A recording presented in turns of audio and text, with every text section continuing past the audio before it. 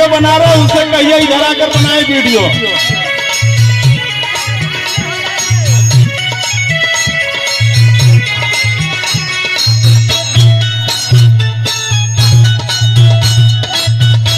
आपके डीजे में आवाज नहीं है, जान लीजिए।